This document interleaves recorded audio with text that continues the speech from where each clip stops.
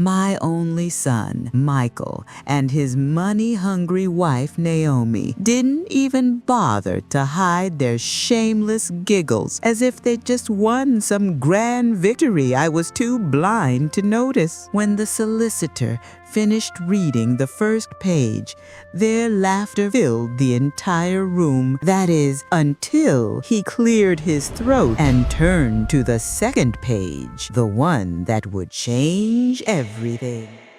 For 47 years, my husband Richard and I had built a life together. A life that had somehow managed to bloom like a rose growing over thorns. While he clawed his way up from nothing to create a vast company with his bare hands, I stood by him as the unseen foundation of that empire, the pillar of our home, and his only confidant through every storm. We earned our fortune together through sleepless nights, missed holidays, and sacrifices so countless they blurred into the rhythm of our lives. Sadly, our only son, Michael, drifted away from us completely after marrying Naomi, a woman so obsessed with luxury that she treated my husband's hard-earned wealth as her birthright. To them, this mansion, the cars, the lifestyle, they weren't symbols of effort or legacy, but simply an endless supply waiting to be spent. They never cared to understand how it was built, nor did they ever show an ounce of gratitude. During Richard's final 6 months, confined to that cold hospital room, I spent every waking hour by his bedside, listening to the fragile rhythm of his breath. Their visit, brief and perfunctory, were drenched in false concern. Even as their father's life ebbed away, I overheard them whispering about how the company's shares might be divided. Watching the disappointment flicker in Richard's fading eyes broke my heart anew each day. When his grave soil was still damp, and I learned that Naomi's lawyer had called, pressing to have the will read as soon as possible, my grief hardened into fury. To them, this wasn't loss, it was business. Just another step toward getting their hands on the money. From that moment, I began preparing myself for what would unfold in that solicitor's office. The air in that cold, dim room was thick with tension you could almost touch. Naomi's eyes gleamed with greed, as though the entire inheritance might leap into her handbag at any second. She bounced her leg impatiently, while Michael stared anywhere but at his father's empty chair, waiting, guilty, nervous, for the solicitor to speak. In his steady, measured voice, the solicitor began to read the first page of Richard's will. The dense legal phrasing meant nothing to anyone in that room except as a tedious preamble to the only question that mattered: who gets what? But to me, those words were something else entirely. The opening lines of a painful but necessary play, one Richard and I had written together night after night. When the solicitor announced that the chairmanship and all company shares were to be transferred to our son, Michael, and that the mansion and every bank account would be placed into a trust under Naomi's name, I saw her stifle a victorious cry. Leaning toward me, she finally dropped the act and whispered, "See, Mrs. Gray, even Richard knew, in the end, who really mattered." Her words cut through the silence like glass. Michael let out a chuckle beside her, that same grating laugh they shared whenever they thought they'd won. I didn't bow my head. I simply watched. When the solicitor paused, their giggles turned to open laughter, mocking me, certain that I'd been left with nothing. They sneered, "So then, where will you live now, old lady?" I let them have their moment, because I was the only one in that room who knew. The real shock was only seconds away. just as my daughter-in-law Naomi was reaching the peak of that poisonous, insolent laugh, and my son Michael was cruelly smiling along with her, the solicitor's deep voice cut through like a steel blade. "Please, I have not yet read the most important part of the will." The room froze. Those disgusting laughs hung suddenly, awkward and stunned on their faces. From beneath the first page, the one everyone had assumed was the end, the solicitor produced a second sheet, written in my late husband Richard's own hand and specially sealed by the notary. The triumphant glint in Naomi's eyes slowly began to ebb into worried confusion. The solicitor cleared his throat and read aloud. "All transfers of my estate, shares, and properties mentioned on the first page are conditional upon one requirement only, a requirement I have personally defined as the moral fitness clause. This clause demands that my heirs fulfill in full their filial and humane responsibilities toward my wife Margaret in the period following my death, including at the very moment this will is read." Naomi's knocking tone vanished. In its place came a high, panicked shriek. "What is this rubbish? What does that mean?" she snapped, while Michael's face drained of color. The terrible dawning that their father had set a trap was written across him. Then the solicitor, lowering his glasses, spoke in an icy voice. "This clause was drafted by Mr. Richard specifically for the children who schemed to send their mother to a care home immediately after his death, who planned shares even at his funeral, and who have already mocked their mother in this room by calling her senile before the will has even finished being read. In short, by the behavior you just displayed, you have violated the moral fitness clause and have thereby unconditionally forfeited your claim to the inheritance." When that last sentence hung in the air, the luxurious office that had just echoed with laughter fell into a grave-like silence. Naomi's face went chalk white, as if confronted by a ghost. Poor Michael sagged into his chair, the humiliation washing over him like a physical blow. Hysteria followed the shock. Naomi sprang at the pile of documents like a wild panther, screaming, "It's all a lie! Margaret has poisoned Richard's mind! This will is a fake!" She lunged for the solicitor's collar, but he remained utterly still, as if he'd expected exactly that reaction. Ignoring Naomi's flailing, the solicitor, with iron calm and raising his voice a tone, continued to read. "Should my son Mike and daughter-in-law Naomi display any sign of disrespect, ingratitude, or greed toward my wife Margaret, thereby violating the moral fitness clause, then all holdings that appear to be left to them on the first page, the company shares, bank accounts, properties, and all of my assets shall without exception or condition be transferred to my life partner, the unseen architect of my company, my beloved wife Margaret Gray." In that instant, the final ring of the vow I had spent 47 years keeping with my husband clicked into place. As I watched their greed bring about their own undoing, I rose and took the first step to reclaim the company that was mine, the house that was mine, and the life that was mine. My daughter-in-law Naomi's shrill screams and my son Michael's pitiful muttering echoed off the walls like proof of how fragile the foundations of the empire Richard and I had built truly were. Their hysteria was nothing more than mourning for lost money.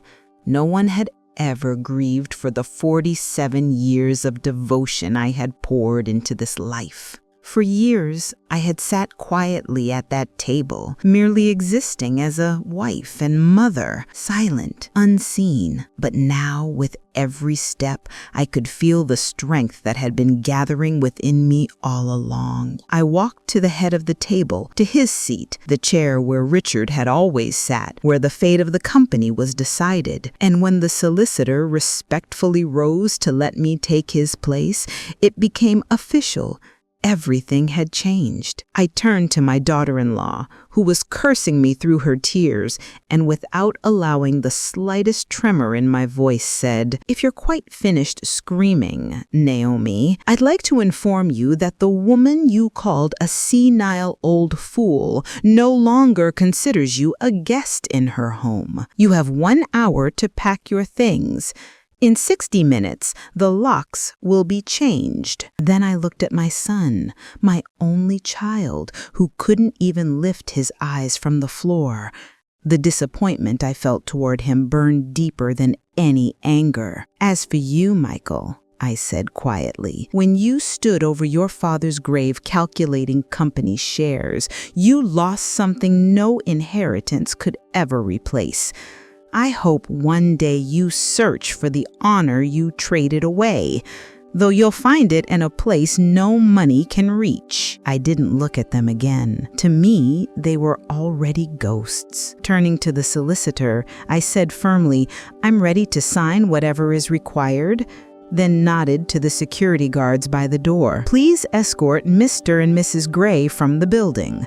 They no longer hold any authority here." At my instruction, the 2 large security officers moved forward. For a brief second, Naomi's arrogant expression faltered. Up until that moment, she had chosen to believe all this was some cruel joke, that my words were nothing but the delirium of an old woman. "I am the wife of this company's founder. Do you know who you're dealing with?" she shrieked, trying to wrench her arm free, but her outburst meant nothing now. Even her husband, the man who had once defied his own mother for her, stood beside her in stunned silence, paralyzed by the realization that he had just lost everything his father built. As I watched that spoiled woman who had always looked down on everyone, cloaked in the illusion of invincibility money gave her, being led out of the gleaming boardroom by 2 guards, I thought how divine justice can sometimes be both ironic and cruel. It was the quiet repayment for every insult I had swallowed over the years. My beloved son Mike followed behind her, shoulders hunched, his gaze fixed on the intricate Persian carpet beneath his feet, as though it might swallow him whole. He moved like an empty shell, crushed under the weight of his own choices. He wasn't carrying his father's honorable name out of that room, only the echo of his wife's greedy whispers. From behind my late husband's chair, I stood silently, watching as the polished steel elevator doors slid shut on their shame-stricken faces. I felt no triumph, only a deep, aching sorrow for the man my son had become. But I also knew this was Richard's final lesson to them, the harshest and perhaps the most necessary one of all. The drive home from the solicitor's office to the house I'd poured my life into was one of the quietest, heaviest journeys I have ever taken. The city sliding past the car window looked pale beneath the shadow of my son's betrayal, suddenly foreign, as if the world itself had turned its back on me, and the mansion Richard and I had built together no longer felt merely like a home, but like a fortress I had to defend. The vast silence inside the house answered with an ugly echo of Naomi's hysterical screams and Michael's pathetic mutterings. Every rug I walked on, every antique I touched, seemed to whisper their greedy murmurs, their false concern, and the despicable arithmetic they'd been doing even at my husband's funeral. Before I could step up to run the company and make decisions worth billions, I realized I had to purge my spirit and Richard's memory of this poison. My first act would be practical and absolute, to remove from within these walls those treacherous smiles and betraying looks that no longer had a place here. No matter how deep my disappointment ran, I could not destroy my son's face. Instead, I folded the Michael who chose betrayal away, the way they thought to bury me alive, and locked him into the dark drawer of memory until such a day as the true Michael might decide to return. Once I'd finished the house's ceremonial cleansing, I turned to my longtime butler, Edward, whom I trusted implicitly, and issued my first formal orders. Every lock in this house, every alarm code, and every access card was to be changed before sunset. Naomi and Michael would never cross this threshold again without my permission. As dusk fell and the locksmith fitted the last lock, the inevitable call came. The battered figure on my study's security monitor looked far more pitiful than the insolent woman who had screamed in the boardroom just hours before. Soaked through by a cold drizzle, Naomi's eyes no longer flashed with fury. They showed the raw panic of a woman who has just realized she's irretrievably lost everything. Her muffled cries came through the metal speaker into my library. "Open this damn door! You can't keep me out of my husband's house! I'll have you all arrested!" I listened to the threats and found them hollow. Even the police, she threatened, would see through the official will that I was the rightful owner of the estate. I picked up the receiver and, allowing not a shred of emotion to show, said, "Naomi, this is no longer your husband's house." The woman on the line fell silent as if she'd swallowed her tongue. The steel in my voice had smashed her last desperate hope. Rain mixed with tears ran down her cheeks. This same woman who called me a senile old fool that very morning, laughing over the inheritance before Richard's grave was cold, now addressed me in a trembling voice as Mrs. Gray. The nauseating performance of feigned closeness was proof enough of how quickly greed's victims can assume the role of martyr once the money and power vanish. I ended the call without dignifying her pretense with a reply and turned to Edward, who stood waiting for instructions. I said, "Have their personal belongings collected, place them in suitcases, and leave them in the small guest cottage outside the gate. I'll show mercy in letting them stay in that cold lodge tonight, but under no circumstances are they to return to the main house." Hours after my daughter-in-law's ugly cries had finally died away, in the darkest hour of the night, the study monitor sprang back to life. This time, the face before the camera was the owner of my deepest disappointment. My only son, Michael. His expensive suit clung to him, sodden from hours in the rain.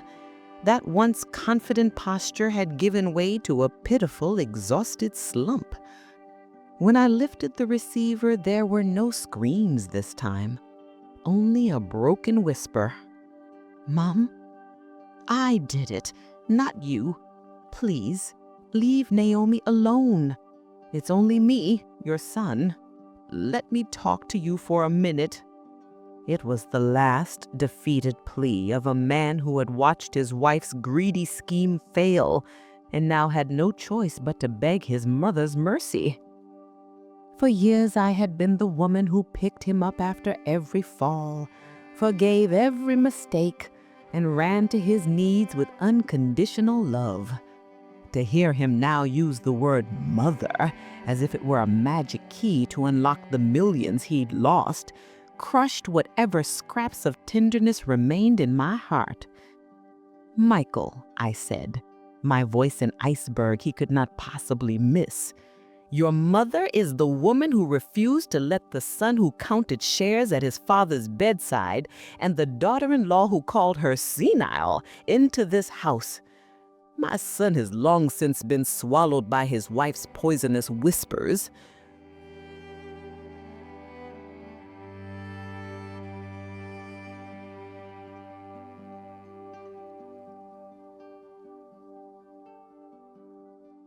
I left him a long night to think about what he and his wife would be doing in that cold guest lodge, and I hung up. I knew they would only understand the true cost of this fortune once they had been stripped of every comfort it bought, and it felt, bone deep, the weight of the final lesson their father had given them. I spent the night wide awake.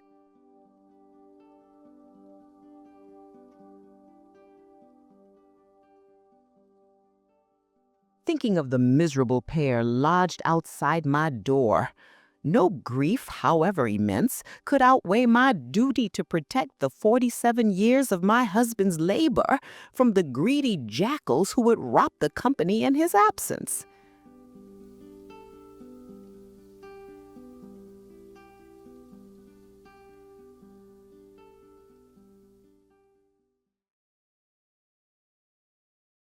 At first light, I returned to the great building where until recently I'd entered simply as the founder's wife. This time I walked through its doors as the sole authority, my every step making the marble floor tremble. I did not go straight to my late husband's study, but to the boardroom, where the shameful theater of the will had unfolded the day before.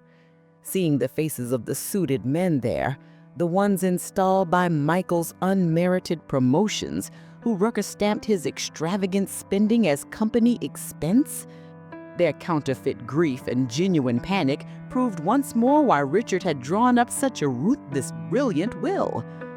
They had expected to puppet Michael and use him to control me. Now they were the ones who would have to answer. When I took Richard's chair, the nervous coughs and jittery sounds in the room stopped instantly.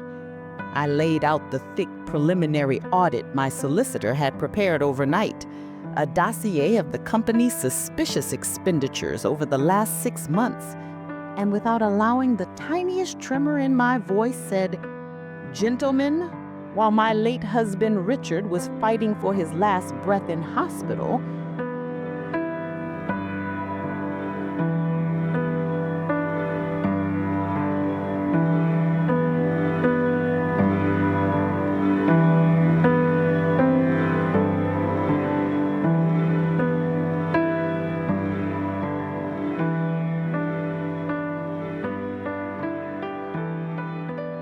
there have been unauthorized transfers from the company coffers, luxury yacht charters, and so-called consultancy fees approved with your acquiescence. The full itemized list sits before me." I fixed my gaze on the slippery finance director, Oliver Price, the man who had unquestionably passed Naomi's every credit card charge off as a company expense, and continued. "In the days when my husband and I were building this company with our fingernails, we counted every penny. With the sums you have siphoned under the heading Representation and Hospitality in the last 3 months alone, we could have built a new production line that would provide livelihoods for hundreds. You will, of course, be held to account for this betrayal." I rose before they could mount a defense or spin a lie, and issued a clear order so everyone could hear. Effective immediately, the powers of all department heads appointed by Mr. Michael, including each of you, are suspended. Independent auditors have entered the lobby and will begin a forensic review of the company's last 5 years. You may collect personal items from your offices. Security will escort you to the exit. There is no place for rats in Richard Gray's empire.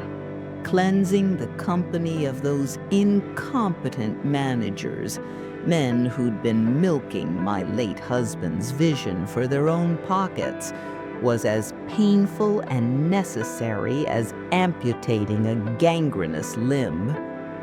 But the real horror began after that surface surgery, when the auditors started peeling back layers and I realized how thoroughly my son and daughter-in-law's network of betrayal had eaten into the 47 years Richard had poured into that business.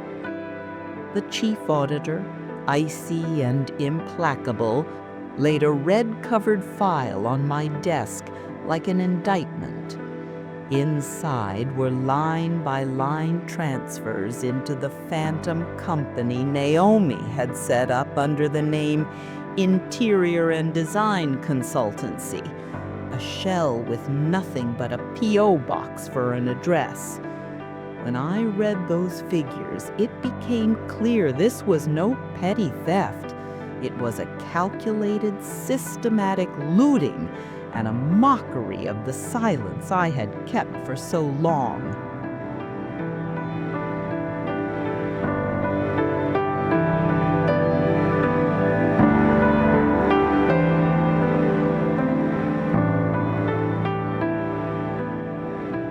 In my mind, I could still see Naomi's brazen moment months earlier, when she'd ordered the smashing of the bespoke marble my husband had chosen and had tasteless granite flown in at obscene cost to freshen the house's energy. Now I understood every invoice for that ostentatious refit had been nothing but inflated, bogus charges siphoned from the company till. Yet the document that truly drove a blade into me was not the proof of Naomi's ravenous greed, but the signature beneath an enormous transfer out of the company's research and development fund, the very lifeblood of the future Richard had hoped for. My only son, Michael, in whom Richard had placed unconditional trust and to whom he'd entrusted the company's future, had become the linchpin of this betrayal. For the sake of funding his wife's lavish lifestyle, he had been willing to sell his father's vision with his own hand. With every new fraud report, my maternal tenderness hardened into a cold judicial resolve. There was no longer room for mercy or forgiveness. I rang the legal department and instructed plainly, "This theft will not be resolved merely by returning funds. For the insult done to Richard's memory, these people, my son included, will be pursued to the last penny in a court of law." As I launched the campaign to purge my husband's legacy of those parasites, I could almost smell the defeat clinging to the cheap motel room where Michael and Naomi had been forced to take refuge after their expulsion from the headquarters. The stolen carpet had been pulled from beneath them, and their fabricated grandeur crumbled to dust. When my legal team filed the indictment with the public prosecutor, the news reached Naomi quickly. I am certain the word prison now struck her like a death knell, something that until then she had regarded the losses as little more than a financial hiccup. Unlike Naomi's hysterical shrieks, Michael met the legal move with a silence that chilled my blood.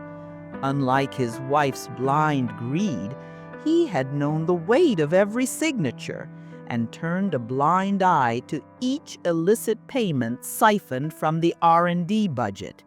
And now he faced the legal evidence of his own betrayal.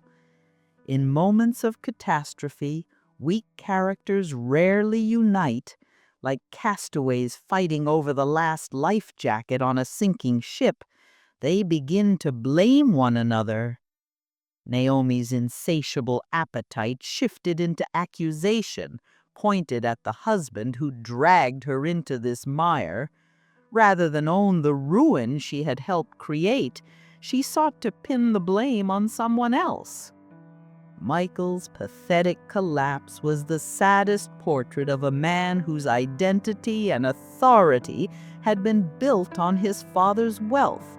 When the tap was turned off, he became an empty puppet.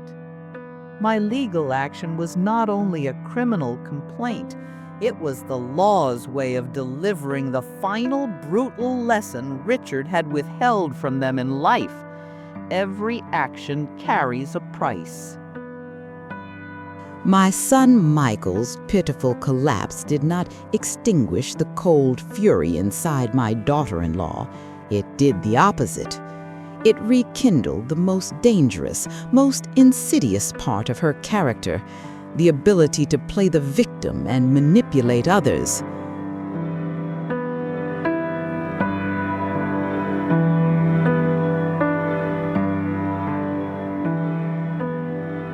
The moment she realized legal justice could not be evaded, she reached for her favorite weapon, a filthy lie designed to exploit the public's pity.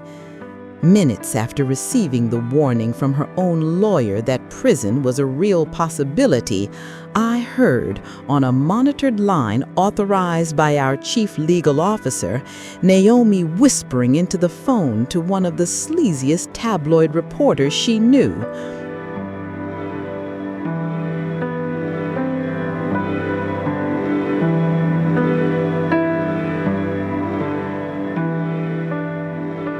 I have cancer. Margaret has even taken the money for my medication. The tremor in her voice was feigned. The lie was monstrous.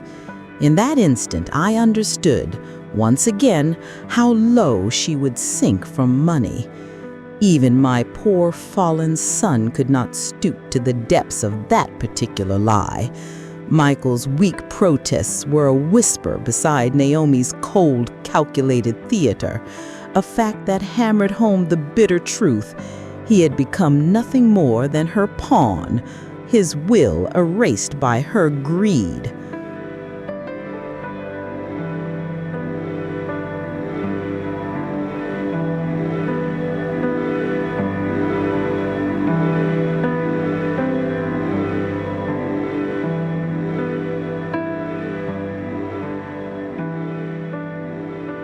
She was shameless enough to present the shabby guest lodge I had allowed them as proof of my cruelty, though that lodge offered comforts far greater than the luxury bathroom they'd been used to at home.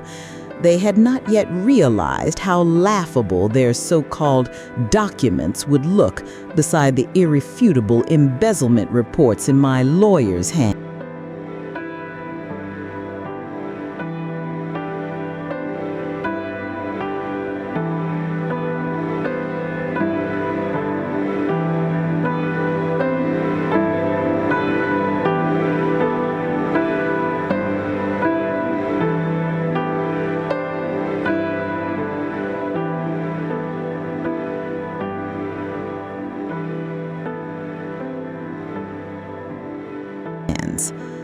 Desperate and facing handcuffs, Naomi launched an assault on my reputation, not because she feared prison so much as the prospect of being penniless.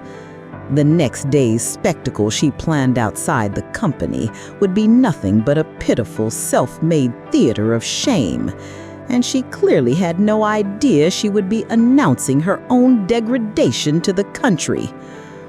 When I read the transcripts my legal team produced, her cold, stage-managed use of a sacred illness like cancer to bend public sympathy to her filthy greed, every last scrap of pity I had left for her froze.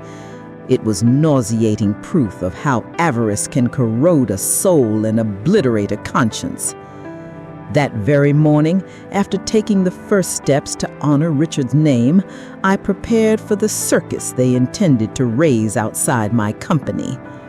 A criminal who realizes justice will catch up with them always resorts to the loudest, vilest lies. I refused to meet gutter-level nastiness with more gutter. So before midnight, I summoned, under emergency code, every lawyer and communications officer in the company. I instructed them to prepare for release to respected economic and news outlets immediately after Naomi's stage performance, the official bank statements and embezzlement reports showing the millions routed through those shell companies.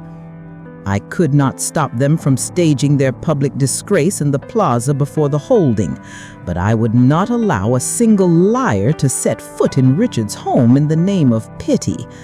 I ordered the head of security that when Naomi and Michael approached in the morning, every entrance to the building was to be locked, no employee was to engage them, and staff should deliver a single, cold statement. Mrs. Gray is currently in critical meetings regarding the company's future. When Naomi took her place before the cameras the next morning and spoke her vile lie about cancer, she would not be smearing my reputation. She would be underlining her own dishonor. When those counterfeit tears dried, the hard, official documents I would distribute would crush her pretense. I settled into Richard's chair and waited calmly for that morning to arrive. From the window of my office, overlooking the main entrance of the magnificent headquarters my husband had spent his life building, I watched the vulture flock Naomi had summoned throughout the night gather below. All of them ravenous to capture the most sensational headline. Cruel mother-in-law casts out her ill daughter-in-law.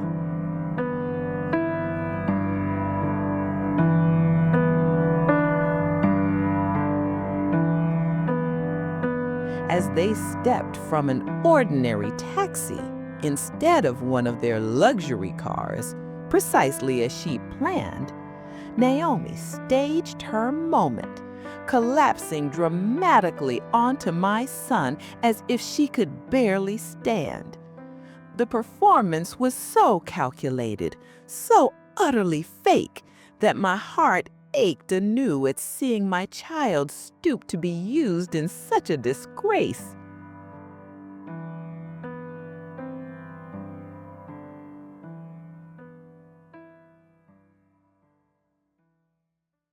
Then the nauseating question she had sown the night before spread through the crowd from a reporter's lips. Between crocodile tears, Naomi whispered, "Please help me. We can't even afford my medication," using a real illness as the most sacred of props to serve her petty ambitions. When my son made a feeble move to pull away from the spectacle, Naomi's predatory hand stopped him at once. She never dropped her part, waving a forged prescription like a flag, and accused me, the woman who had built this empire with Richard, of being a usurper of the inheritance in front of the whole country. From my window, I watched the staff, acting under my orders, remain utterly motionless as Naomi thudded against the marble and pounded the sealed glass doors. At that moment, she was learning in the cruelest, most humiliating way that those doors were closed not only to thieves, but to liars as well. I watched her pitiful theatrics, the fainting, the sham tears, and most disgustingly, the lie about cancer, with the same icy calm in Richard's chair. The louder her clamor and the vilest her slander, the more certain I was that the solid facts I was about to release would crush her under their weight. At the very second Naomi's counterfeit grief reached its peak on social media, the moment her lie shone brightest, I turned to the head of corporate communications beside me and instructed him to send, not to the tabloid hounds, but directly to the nation's most reputable business editors, the file we had prepared overnight.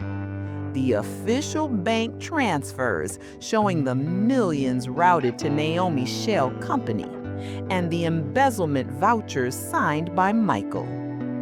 Before her fake sobs had even dried on the internet headlines, the ironclad evidence my lawyers released, the bank record proving the 7-figure transfer into her phantom company, while she wailed, "We have no money for medication," detonated on the public agenda.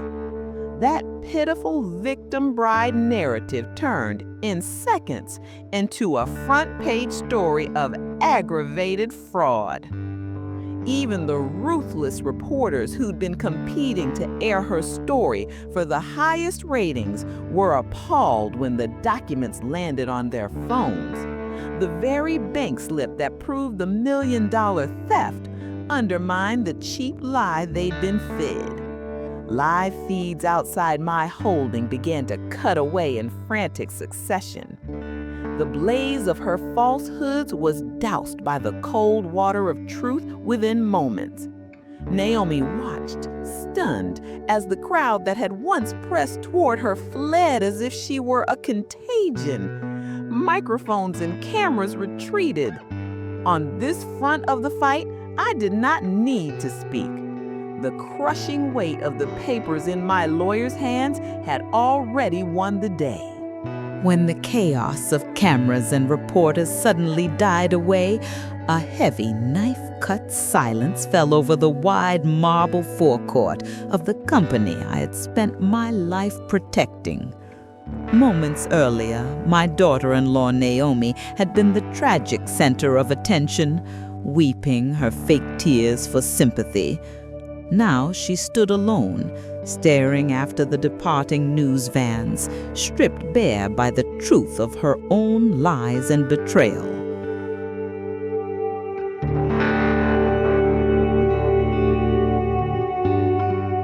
There was no more whispered melodrama into microphones, only the cold digital truth of bank records flashing across phone screens and the raw outrage of the public.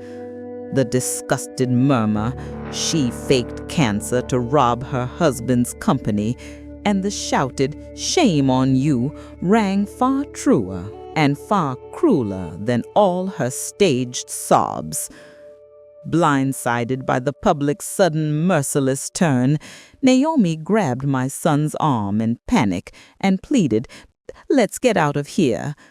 But Michael, frozen with humiliation in front of the great building that still bore his father's name, couldn't move. His feet seemed nailed to the pavement, the shame of seeing his own signature beneath the embezzlement documents rooting him in place. Then, before the watching crowd, our employees among them, something in him finally broke. I could see it even from my office window. He pulled his arm from her grasp, slowly, but with revulsion, and the emptiness in his eyes shifted into the terrible clarity of realization. You lied about cancer," he said, his voice cracking. "Forget the money. How could you sink that low?" All the shame, regret, and fury he'd been choking down erupted in one raw shout. "You ruined my life. Because of you, I can't even face my father's memory. Enough!" It wasn't only a scream at her, it was a rebellion against his own weakness.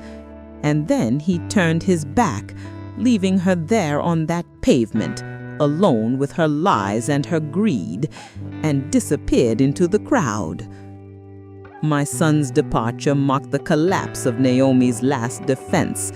The woman who had hidden behind his frailty and turned his rebellion into her shield now had no one left to manipulate. She stood exposed, surrounded not by enablers, but by the ruins of her own deceit. Minutes earlier, she had posed for cameras as the star of a tragic play. Now, under the cutting stares and derisive whispers of the crowd, she stumbled away on her high heels, fleeing down the polished avenue toward a filthy side street. That retreat was more than a physical escape. It was the first step from a life of privilege into a future steeped in disgrace. Watching her wretched flight, I felt not a flicker of joy, only the deep exhaustion of a woman who had been forced to wage a filthy war to defend her husband's honor. The moment she vanished into that alley, I called my lawyer, who confirmed what I already suspected. The prosecutor's office had accepted our criminal complaint. The legal process had begun. There was no turning back. While Naomi locked herself in a cheap motel room, consumed by the twin fires of her husband's abandonment and her own failure, she must have realized, when plainclothes officers finally appeared at her door, that the wrath of the public outside my company was nothing compared to the cold judgment of the law. The cameras would vanish, but the signed embezzlement records would not.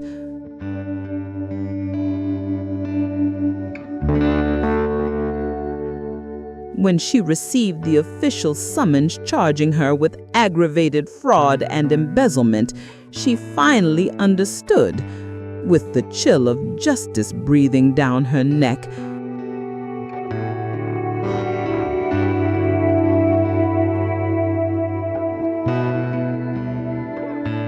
that everything she had ever believed money could buy, including her freedom and her reputation, had been lost forever to the same forged invoices she had signed with her own greedy hand.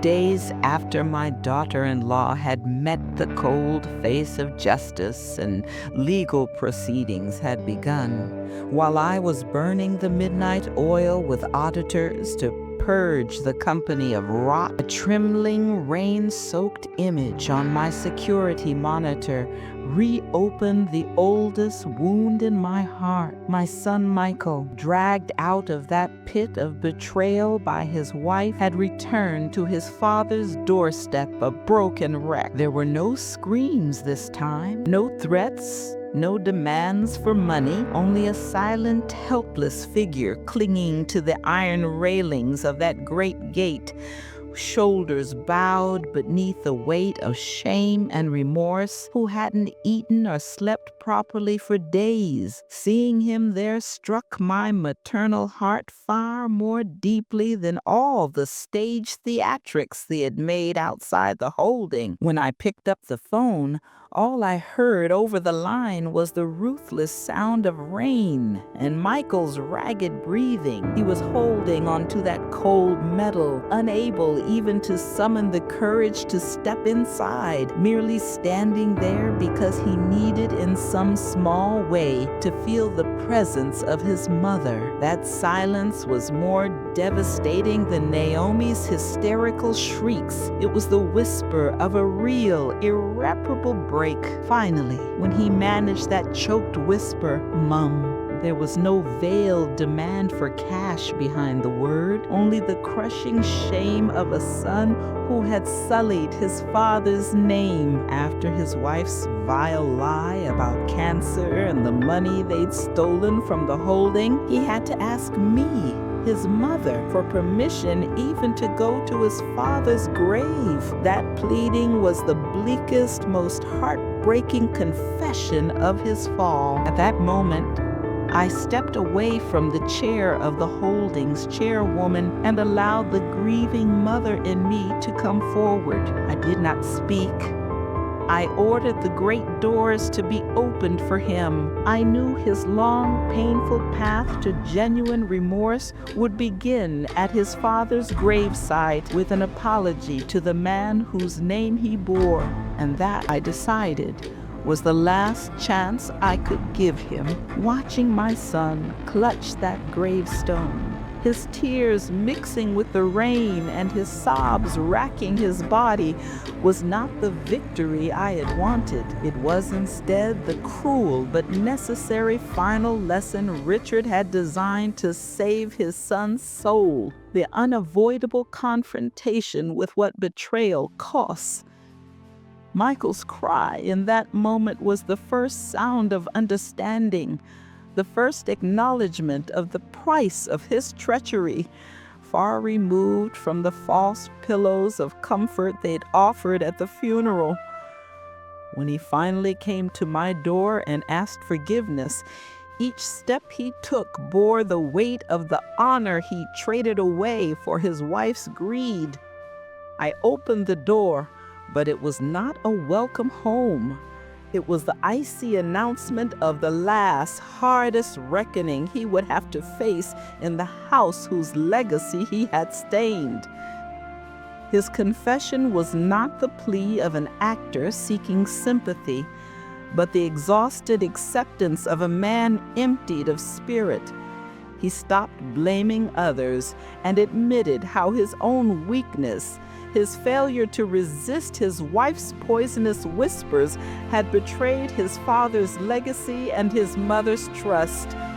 He spoke with a hollow voice, just short of the point where the law would have to intervene. Looking at this ruined man who had once been the apple of my eye, I knew the punishment I would give him would be heavier than any prison sentence handed to Naomi. The moral penalty written on that second page of Richard's will was to deprive him of the empire that bore his name, of the home full of memories, and for a while, of the mother who loved him against all reason. Richard had believed that his son would only find himself if he hit the bottom, stripped of money and title. The envelope I handed Michael was my final act of motherhood. Not millions, but a small sum, and more importantly, the chance to start again from zero. The last harsh lesson his father had left him. As I closed the gate behind him, I had taken control of the holding and sent my son into that dark night to rewrite his destiny with nothing but his own hands.